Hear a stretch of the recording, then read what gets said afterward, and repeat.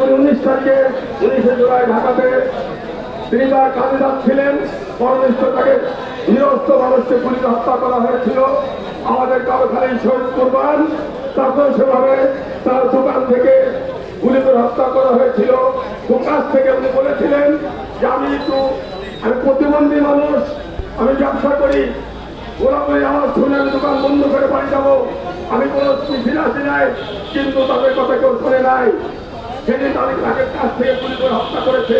তারও একটি ছেলে মেয়ে আসছে সরকারি অনুষ্ঠানে এসে তার চোখের পানি যে আমার আব্বার কণ্ঠ আমরা শুনতে পাই না। আজকে প্রাণশ মানুষের বুক খালি হয়েছে, বাবা ডাক বন্ধ হয়েছে, 30,000 মানুষের স্বপ্ন নষ্ট হয়েছে। যে খুনিরাই কোনো করে 17টি বছর আয়নাঘর তৈরি করেছিল, ওই খুন করেছে, ইলিয়াস আলীকে খুন করেছে, আলমকে খুন করেছে, ইসলামী ছাত্র শিবিরের তারা কাণ্ডে খুন করেছে, পা কেটে দিয়েছে, হাত কেটে দিয়েছে। এই করে প্রায় 17টি বছর বাংলাদেশে জামাত ইসলামী সহ বিএনপির শীর্ষ নেতৃবৃন্দকে গ্রেপ্তার করেছে, জেলে রেখেছে, হত্যা করেছে। একের পর এক অপশাসন দুঃশাসনের মাত্রা শেষ হয়ে যাওয়ার পরে আজকে মানুষ কোঠা আন্দোলনের মধ্যে দিয়ে গণ আন্দোলন শুরু হয়েছে, গণপ্রচার হয়েছে। আমরা মনে করি আজকে আমাদের এই যাদের শহীদদের যে দাবি আমরা তো শুনেছি, তারা বিচার চায়। আজকে যারা আহত হয়েছে প্রায় 30,000 নিশ্চিত হয়েছে, হাত নাই পা নাই, তারা কি চায়? তারা চায় বিচার, তারা চায় বৈষম্য মুক্ত রাষ্ট্র। যে রাষ্ট্রে এখনো আমরা জানি প্রধান মেধা, সে মেধার জন্য তারা জীবন দিয়েছে, এখনো সে মেধার সমস্যা সমাধান হয়নি।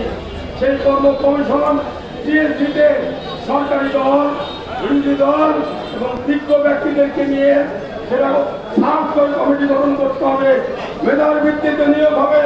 কিন্তু এই সরকার ক্ষমতা আসার পরে সেটা করতে চায় নাই। তারা মনে করেছে তারা দলীয় ভিত্তিতে নিয়োগ করে কখনোই দেশের মানুষ ওই শহীদেরা জেগে আছে, জুলাই যুদ্ধরা জেগে আছে, আহতরা জেগে আছে, দেশের মানুষ জেগে আছে।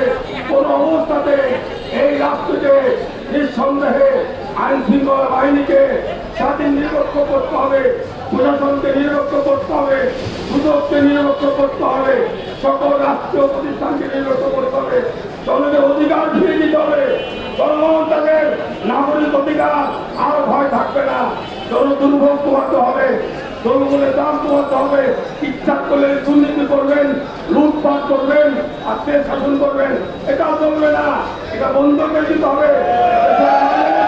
17 বছর পর জীবন দিয়ে আদায় করেছে, আদায় করে ছাড়বে ইনশাআল্লাহ।